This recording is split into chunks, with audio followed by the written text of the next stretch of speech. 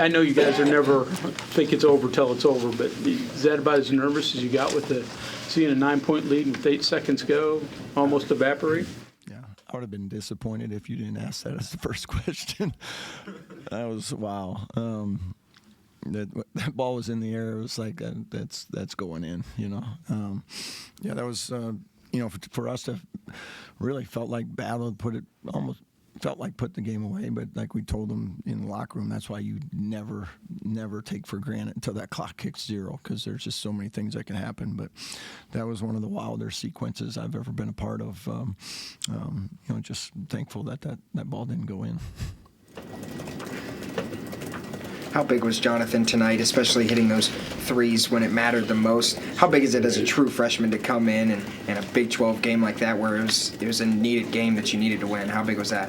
What I loved about it, and like we tell him all the time too, is keep shooting, because I believe I think he was 0 for 5 at the time, not positive. So to have the courage to still say, Coach has me, like I got the confidence to still shoot this 6th one, when it was a huge shot, like you said, and then he hit another one, after that. So I thought, we needed it at a critical time there, and what a big shot by him for a freshman to step up and have the confidence to still do that on a tough shooting night. I thought it said a lot. Coach, every different game has a different game plan, obviously. It appeared in this one that you were able to kind of stick to the game plan throughout, even when you had to come back. How much were you able to stick to the game plan? How big of a deal was that, even collectively winning the rebounding battle, which isn't always a thing? Yeah. We actually had to switch it the second half with about, 9-10 minutes to go. We went from like a drop coverage and back in our ball screens to kind of trapping the ball screens, and I thought that was really good for us as that game wore down those last 8 minutes or so. So I thought we did a better job of being able to keep them out of the paint with that coverage, and then they weren't getting downhill, getting to the rim, getting fouled, getting lobs. So I thought Amani did a really nice job of making that adjustment and getting up there, because we don't do that a lot. So I thought he did a good job of executing it. You talked about with Jonathan having the courage to stay with it after going over 5, and what gives the coach? I mean, you knew coming into this game that he was going to be important to you, but he starts off slow to stay with it. I watch him work every day, so it's like. When you put in the work, and I watch him shoot every day, and he makes the shot he makes, it's gonna happen. You have to have the confidence to know that you still have the green light to go take those threes, and we're not going to change that philosophy ever. For a guy that shoots it the way he does in practice every day and puts the amount of time in, he's going to always have the green light for us. Coach, it seems like, throughout the course of the game, there's probably 5, 6, 7, 8 different, storylines going on.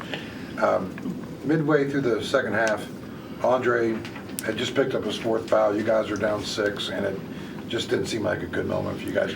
Was there any part of you that kind of felt maybe things were kind of slipping away here at this point? I mean, we were down 6, and it felt like 20 because we couldn't score at all.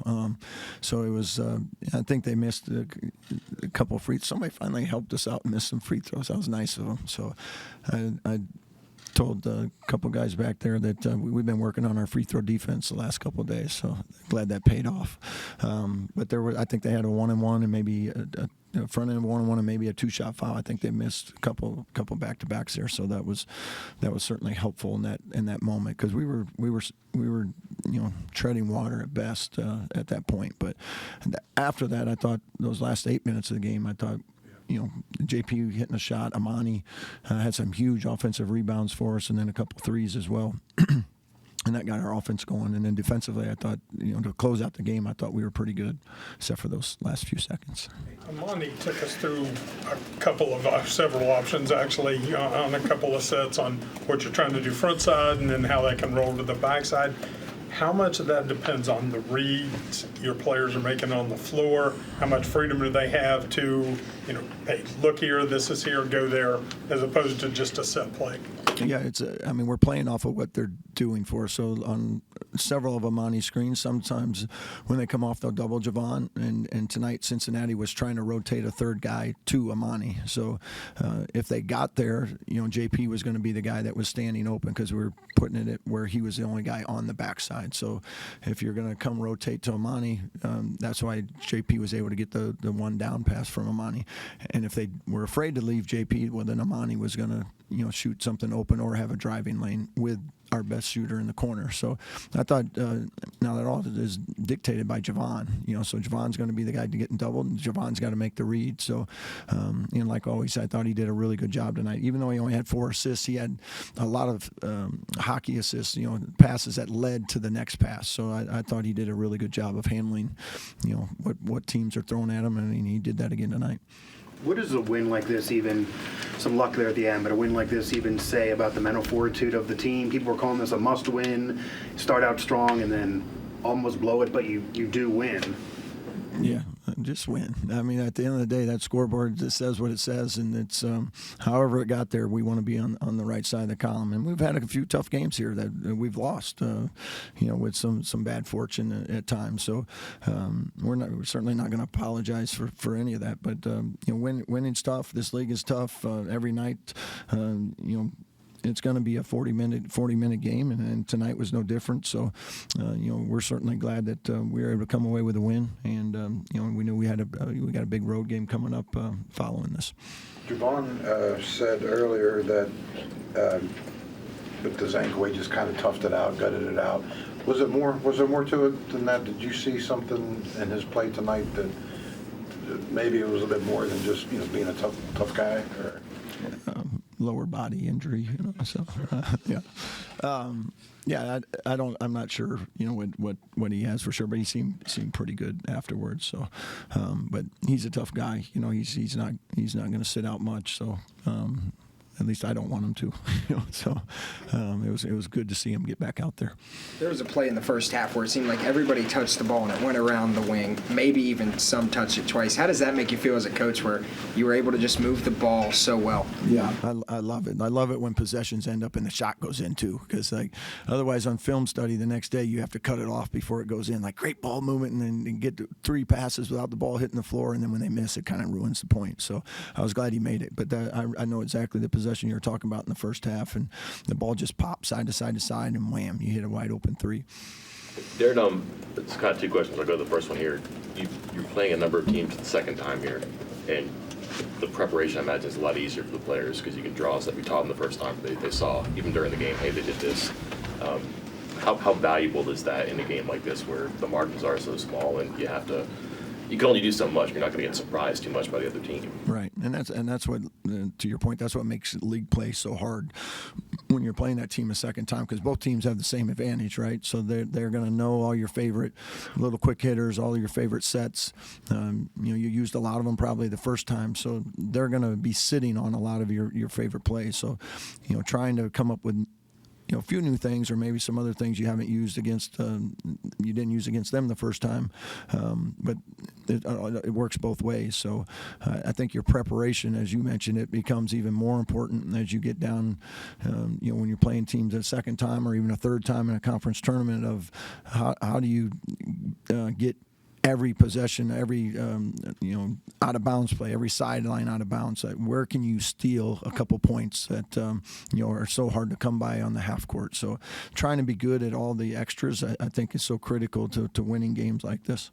And then conversely, if your final 5 games, sorry to say this after all that, first time against Texas Tech, first time against UCF, what's the challenge there in getting to know a team so late in the season and not having that recall?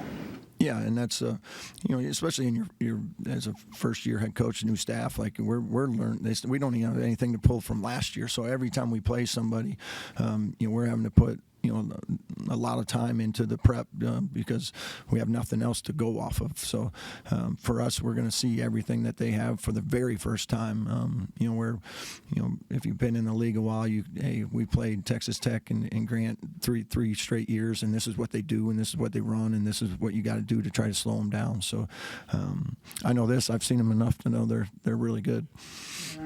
Are they overusing replay and taking too long on? Only when it goes against us. Yeah. So. Take as long as they want it to go for you, huh? They want to get the call right, so and they're trying to do whatever they can get the angle that they need to get to make the right call, and I certainly appreciate that. Foul disparity went the other way this time. You want to? We've asked you about it when it's gone the wrong way. You want to talk? Like I said, wins, losses. I think our refs do a great job. I think they're out there doing a really good job of officiating a hard game. Everything happens fast, and I think every single night I feel like they're doing the best job they can, and tonight was no different. I think we got great officials in this league, and certainly appreciate the work they do. Coach, during those final, 9-8 seconds when it went haywire, there were a couple timeouts there to get the ball inbounded, and you stuck with Joe as the inbounder through all of it. Just a gut feeling there, or is he the guy that you trust in that? Yeah.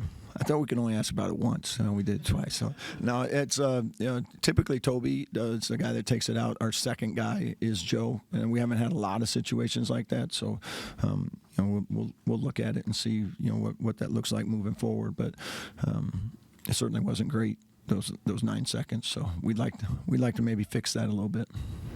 Darren, do you have a rule on foul or defend? Are you definitely a defend guy? Does it depend on if the other team is throwing in 20-footers on the sideline, or how does that work?